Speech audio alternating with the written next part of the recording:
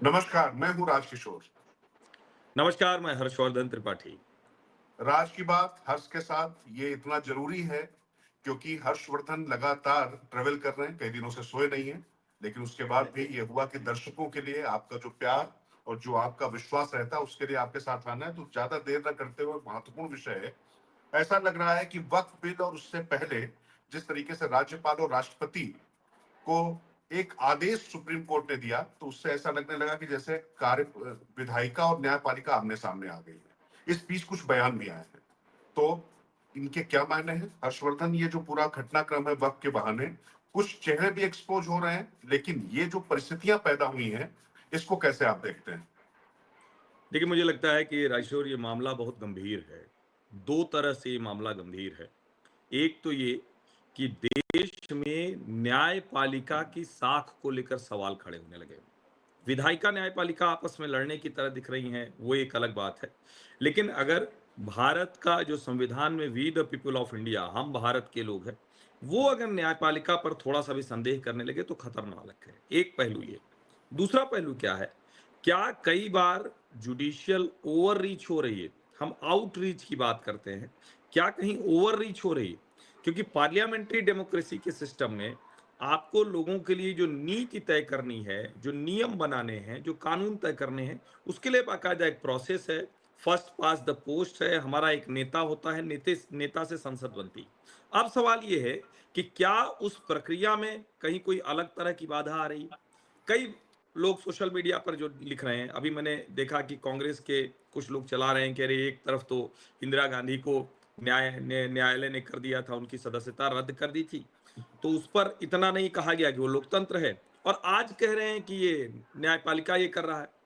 मैं निशिकांत दुबे के बयान की उस लाइन से पूर्णतः असहमत हूं, खारिज करता हूं, जिसमें उन्होंने कहा है कि सर्वोच्च न्यायालय के मुख्य न्यायाधीश संजीव खन्ना गृह युद्ध करा रहे हैं, लड़ा रहे हैं। लेकिन उन्हीं निशिकांत दुबे के इस बात पर क्या चर्चा नहीं होनी चाहिए कि भाई, अगर वक्फ की जमीन का कागज नहीं खोजा जा सकता है, तो राम मंदिर, ज्ञानवापी, कृष्ण जन्मभूमि, इन सारे मंदिरों की जिसके ऐतिहासिक साक्ष्य, जिसके मुगल कालीन दस्तावेजों के साक्ष्य, जिसके ब्रिटिशर्स के साक्ष्य, जिसका सिख इतिहास में साक्ष्य, और उन सब साक्ष्यों को छोड़ दें, तो यहाँ ये वक्फ बाई यूजर के लिए है, जो रिलीजियस नहीं, उसके लिए अभी भी लड़ रहे हैं।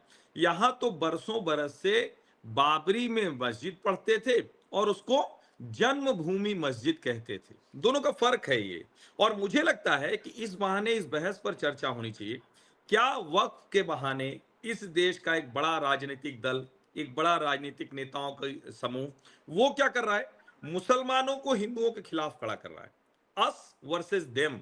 ये खतरनाक है, क्योंकि यही अस वर्सेस देम था जिसने भारत को काट कर पाकिस्तान बनाया, जिसकी वजह से पाकिस्तान के बाद बांग्लादेश बना, और जिसकी वजह से आज भी मुसलमान किसी मोहल्ले में, किसी कोने में, किसी जगह पर क्रिकेट का मैच भी हो गया तो क्या होता है? पटाखे फूटने लगते हैं, कहीं कुछ हुँ। गड़बड़ हो जाती है।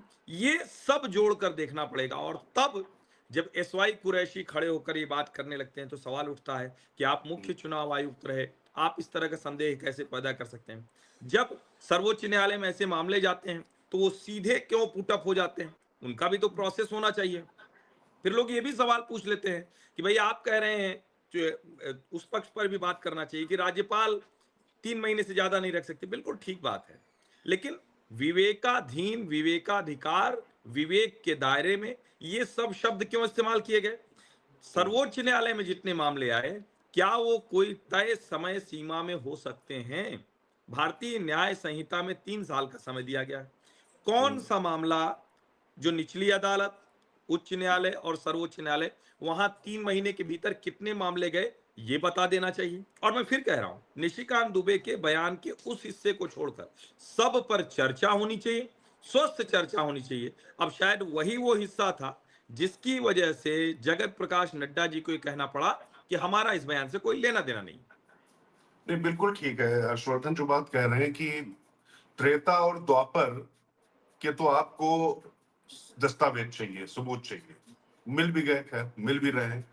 और 100 साल, 150, 200 साल और तो और जान दीजिए, आजादी के बाद जिस तरीके से वर्क बाय यूजर्स और इन जमीनों में वृद्धि हुई है उस पर नहीं चाहिए। लेकिन एक जो बहुत महत्वपूर्ण विषय है हर्षवर्धन, इसमें हम इसकी अनदेखी नहीं कर सकते हैं, क्योंकि कहा जा रहा है कि मौजूदा सरकार को लेकर सरकारों पर विपक्ष सवाल उठाए, उठाना ही चाहिए सर, ये होता ही विपक्ष का काम। लेकिन एक केस होता है शाह बानू का, जो सुप्रीम कोर्ट एक बेवा को इंसाफ दिलाने की कोशिश करता है और सुप्रीम कोर्ट के उस फैसले को संसद पलट देती है। यहां पर ऐसा कहा जा रहा है कि जैसे संसद ने जो डॉक्टर भीमराव अंबेडकर और तमाम मनीषियों ने जो संविधान बनाया था उस प्रक्रिया का पालन करके एक ऐसा कानून जो न सिर्फ ड्रैकोनियन है बल्कि पूरी तरीके से अतार्किक और समाज में विभेद पैदा करने वाला है, उसको लेकर जब कोई फैसला सरकार पूरी प्रक्रिया के साथ ले रही है, तो फिर उसको बदलने के लिए या उस पर इंटरिम ऑर्डर देने के लिए जो एक बहुत जल्दबाजी दिखाई पड़ती है मिलॉर्ड्स में, वो थोड़ा सा कुछ बेचैन जरूर करती है। और ये नहीं, इसलिए ज्यादा जरूरी होता है, इसलिए ज्यादा जरूरी हो बेचैन जाता है। जी बेचैन भर आप नहीं बोलिए। है। हम्म, यहीं जाकर वो जो मैं कह रहा हूं ना कि संदेह का दायरा बड़ा होता है। हम्म, आप इन मामलों में जब इतना एक्टिव हो जाते हैं, और अभी हम लोग जब बात कर रहे थे तो आपने एक बार और कहा था कि भाई हिंदू पक्ष किसी मामले में जाए तो आप साफ साफ कहते हैं कि पहले उच्च न्यायालय जाओ, इसमें कोई बुराई नहीं। लेकिन ऐसे मामलों में मुसलमान पक्ष कैसे पहुंच सकता है? जहांगीरपुरी के डिमोलिशन पर सर्वोच्च न्यायालय में सब कुछ हो जाता है, और हम्म। इसीलिए बार बार ये संदेह खड़ा होता है कि क्या विधायिका न्यायपालिका के टकराव की जो बात हो रही है उससे ज्यादा खतरा ये है कि सभी संस्थाओं पर से भरोसा हट रहा है। राहुल गांधी यही प्रयास बरसों बरस से कर रहे हैं, क्या वो स्थिति बन रही, ये ज्यादा बड़ा सवाल। नहीं, क्योंकि देखिए ना कि जिस तरीके से ये पूरा, मुझे अश्विनी उपाध्याय और विष्णु शंकर जैन जो बात कह रहे हैं उस बात में आप समझिए ना, वहां पर सीजीआई चंद्रचूड़ साहब थे, वो कह देते नॉट ए सिंगल वर्ड, और ये पूछा गया उनसे सवाल कि ये बताइए कि वक्त ने आपकी कौन सी जमीनों पे, सरकारी जमीन पे कौन सा कब्जा कर लिया है। उसकी वो सूची लेकर, दस्तावेज लेकर चले जाते हैं, लेकिन उसकी सुनवाई नहीं होती है। लेकिन क्या यहाँ ये पूछने की जहमत उठाई गई? और एक चीज तो देखिए हर्षवर्धन, वो मुझे आहत करती है जिस तरीके से सुप्रीम कोर्ट में निश्चित तौर पर न्याय होते हुए दिखना चाहिए, सवाल तीखे पूछेंगे न्यायाधीश, सरकार से निश्चित तौर पर पूछे जाएंगे, सरकार की जवाबदेही है। लेकिन जिस तरीके से मंदिर के तीर्थ जो ट्रस्ट है, मंदिर ट्रस्ट की तुलना वक्फ से की गई, ये कैसे, मतलब हम लोग वकील नहीं है लेकिन दिनों दिन हम लोगों ने बहुत से लोगों से मिले हैं, बात की है। ये तो एक तरीके से मस्जिद की इंतजामिया कमेटी और तीर्थ ट्रस्ट की आप चर्चा कर सकते हैं, मंदिर ट्रस्ट की चर्चा कर सकते हैं, क्योंकि वहां पर मंदिर ट्रस्ट जो है किसी जमीन पर कब्जा करने नहीं जाता है, उस पर वो दावा नहीं ठोकता, वहां ट्रिब्यूनल नहीं है। ये पूरी तरीके से प्रशासनिक मामला है। उस प्रशासनिक व्यवस्था को, जैसे एक आपका चैरिटी कमिश्नर होता है, वो आपने ताकत उससे ज्यादा दे रखी है वक्फ बोर्ड को। संविधान के संविधानेतर सत्ता जिसको कहते हैं वो चल रही है। तो ऐसी स्थिति में ये जो तुलना और ये जो सवाल जो पूछा गया वो थोड़ा सा आहत करते हैं। लेकिन हाँ, दो तीन चीजें यहां पर देखनी पड़ेंगी, बात करनी पड़ेगी कि इस पे कुछ खामियों की तरफ इशारा सुप्रीम कोर्ट ने किया है, लेकिन यह भी कहा कि इसका एक पॉजिटिव पक्ष भी है, उनको भी सुना जाना चाहिए, देखा जाना चाहिए। और जो लोग ये जीत हार देखने लगते हैं हर्षवर्धन, मुझे लगता है कि उनको दो तीन मामले जरूर देखने चाहिए कि राफेल में भी जिस तरीके के कंजक्चर्स आ रहे थे सुप्रीम कोर्ट से, जिस तरीके की टिप्पणियां आ रही थी, उसके बाद सब बोहो अल्लाह करके अरे भाई साहब हो गया, वो चौकीदार चोर जो है वाला जो नारा, और ज्यादा उसको बल मिल जाएगा। लेकिन कौन चोर बना और किसका जनता ने मोर बना दिया और क्या फैसला हुआ, वो सब आपने देखा हुआ है। पर ये जो बहुत आसानी से जो अंधा कानून की फिल्मों में अमिताभ बच्चन की जो डायलॉग डिलीवरी होती है, उनको लगता है कि इस तरीके से काम कर लेंगे तो क्लिक बेट जर्नलिज्म तो हो सकता है, लेकिन गंभीरता से इस पर चर्चा नहीं हो सकती। और जो लोग बहुत खुश हो रहे हैं, मुझे लगता है कि उनको इन तथ्यों का भी ध्यान रखना चाहिए हर्षवर्धन। नहीं, निश्चित निश्चित तौर पर। और जो सबसे बड़ा सवाल है कि क्या वक्फ के कानून के संशोधन में किसी तरह की जो संवैधानिक व्यवस्था है उसका कोई गलत इस्तेमाल हुआ? बिल्कुल नहीं हुआ। जितने तरह का आउटरीच प्रोसेस था, जितने तरह का कंसल्टेशन प्रोसेस था, जितने तरह की सुझाव सलाह लेने की प्रक्रिया थी, वो सब हुई। मुसलमानों के बीच में एक बड़ा वर्ग है जो कह रहा है कि हमारे अपने अलग अलग तरीके हैं, हमारे अपने अधिकार हैं। पसमानदा मुसलमान कह रहा है कि इससे हमको लाभ क्या हुआ, और एक प्रश्न का उत्तर तो सर्वोच्च न्यायालय को पूछना चाहिए था। वो हम्म, उन्होंने कुछ कुछ कहा भी है, लेकिन सबसे बोल्ड लेटर में तो वही आना चाहिए था। वो ये आना चाहिए था कि क्या एक भी मुसलमान का भला, गरीब मुसलमान का भला इस कानून से हो रहा था? अगर नहीं हो रहा था तो इसकी जरूरत क्या है? पहली बात तो ये कि होना क्यों चाहिए? लोकतांत्रिक प्रक्रिया में ऐसा रिलीजियस बोर्ड, और मैं जो बीच में सनातन बोर्ड की बात भी कही जाती थी, मैं उसके भी विशुद्ध खिलाफ हूं। ये नहीं हो बिल्कुल। सकता। जब आप लोकतंत्र की बात करते हैं, आपकी मंदिर का इंतजाम करने वाले लोग, आपके मस्जिद का इंतजाम करने वाले लोग, चर्च का, गिरजाघर का, गुरुद्वारे का, वो एक व्यवस्था हो सकती है। लेकिन ये कैसे संभव हो सकता है? अच्छा, जब वो कहते हैं कि हमारे बाप दादा का है, जब वो कहते हैं कि सर्वोच्च न्यायालय से लेकर, आखिर न्यायालय ने ये भी कहा ना कि उन्होंने तो सर्वोच्च न्यायालय पे भी ठोक दिया था, हम्म, संसद पे ठोक दिया दावा। जब ऐसी बात करते हैं तो उनके बाप दादाओं के पहले ये जमीन किसकी थी? हम्म, उनके बाप दादाओं के पहले अगर कागज नहीं दिखाएंगे तो किसके बाप दादा की जमीन थी? अब राहत इंदौरी तो एक मूर्खतापूर्ण शेर लिख के चले गए, किसी के बाप का हिंदुस्तान थोड़ी ना है। भैया, किसी के बाप का ही हिंदुस्तान है, और इतना गौरवशाली हिंदुस्तान था कि वो जिनके वो अपना बाप बनाने की कोशिश करते हैं, वो यहां लालची निगाह से देख रहे थे। इसीलिए हम्म। मंदिर पर कब्जा, मंदिर को तोड़ना, भगवा ध्वज को तोड़ना, जमीन बनाने की कोशिश कर रहा है। और मुझे लगता है इस पर ये डिबेट होनी चाहिए। सर्वोच्च न्यायालय, मुझे लगता है कि बाकी चीजें अपनी जगह हो, लेकिन अंत में न्याय होगा भी और होते हुए दिखेगा भी। नहीं, देखिए, न्याय तो होगा ही, और इसमें फिर कह रहा हूं कि कंजक्शर्स और सवाल जवाबों पे नहीं जाना चाहिए। पर एक बात है, जो न्यायपालिका की तरफ देखिए, न्यायपालिका और विधायिका में अनबन या एक दूसरे पर अतिक्रमण के आरोप नए नहीं है, ये पहले भी होते रहे हैं। लेकिन हमने तो आपातकाल भी देख लिया है इस पे जो लोग बात कर रहे हैं, हमने शाहबानू केस भी देख लिया। लेकिन यहाँ पर अभी जो जज साहब के घर पे जले हुए नोटों की गड्डी मिली, उस पर न्यायपालिका का जो रुख था, मतलब अपने गिरेबान में झांक के, अगर मिलॉर्ड तैयार नहीं है, उस पे आपके शहर में जज साहब को भेज दिया गया। वो तो भला हुआ आपके शहर के क्रांतिकारी वकीलों का, उन्होंने जो है वहां पर इस चीज को स्वीकार नहीं किया। उन्होंने कहा कि ये तो नहीं हो सकता है।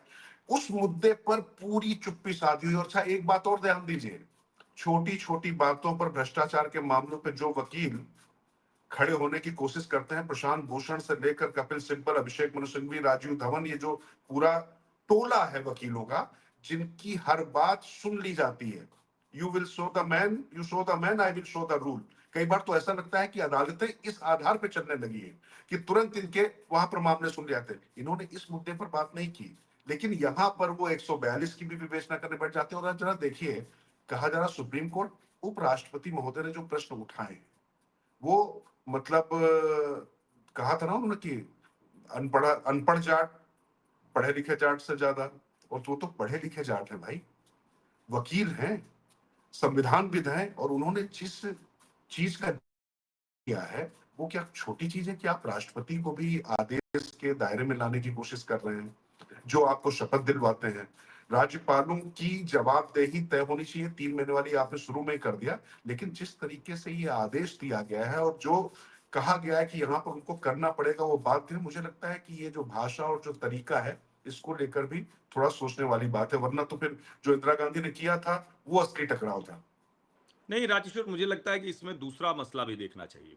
हम्म, न्यायपालिका की जवाबदेही तो तय करनी ही पड़ेगी, किसी नेता के लिए, किसी मंत्री प्रधानमंत्री के लिए नहीं। न्यायपालिका की जवाबदेही we the people of India, इस भारत के लोगों के लिए तय करनी पड़ेगी। क्यों तय करनी पड़ेगी? उनको जब बोरे में नोट की गड्डी दिखेगी, हम्म, जज साहब घर से बाहर ना होते तो जज साहब के घर का अता पता भी ना लगता। उनके घर के परिवार के किस सदस्य का फोन आज तक सीज हुआ, ये सवाल क्यों कोई नहीं पूछेगा? पूछेगा, बिल्कुल पूछेगा। जो आपको बिल्कुल। करना हो कर लीजिए, जो आपको अवमानना के दायरे में लाना हो ला दीजिए।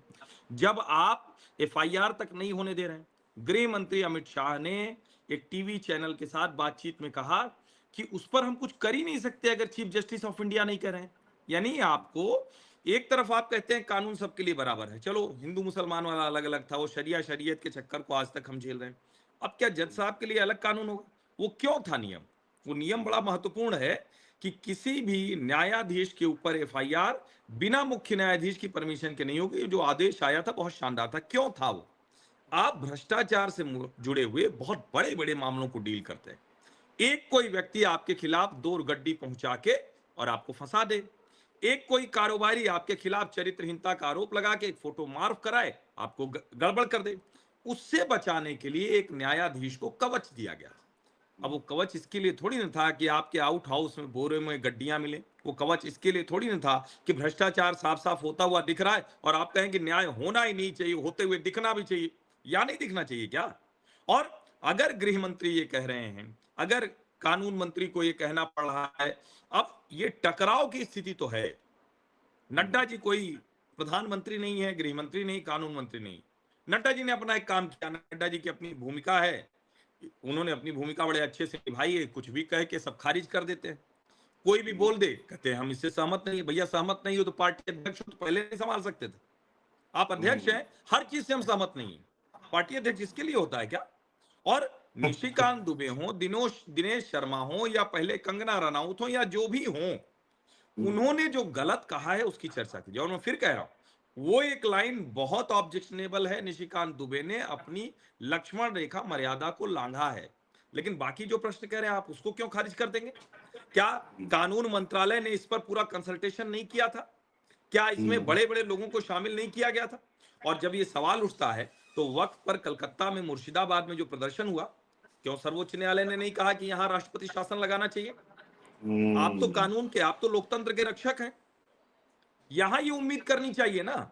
ये दोनों तो नहीं हो सकता कि एक तरफ तो हम कहेंगे नहीं नहीं ठीक है सब कुछ, जो कहें कि जरा सा भी नेता कि उसके आगे नहीं, वो करें कि हम तो कानून का मानेंगे नहीं।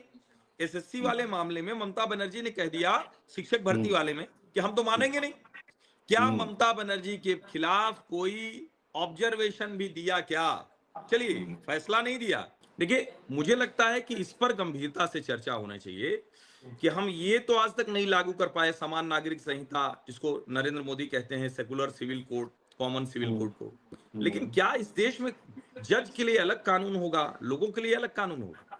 जज साहब कोई आवरण कवच इसलिए दिया गया था क्योंकि उनको कोई कारोबारी है, कोई बड़ा पैसे वाला है, भ्रष्टाचार के मामले हैं तो उनके ऊपर कोई आरोप न लगाए, इसलिए नहीं दिया गया था कि जज साहब के घर में नोटों की गड्डियां पकड़ी जाएंगी। न उनका मोबाइल फोन सीज हुआ, न उनकी पत्नी का हुआ, न उनकी बेटी का हुआ, न उनके सचिव का हुआ, न उनके नौकर का हुआ। क्यों नहीं हुआ भाई?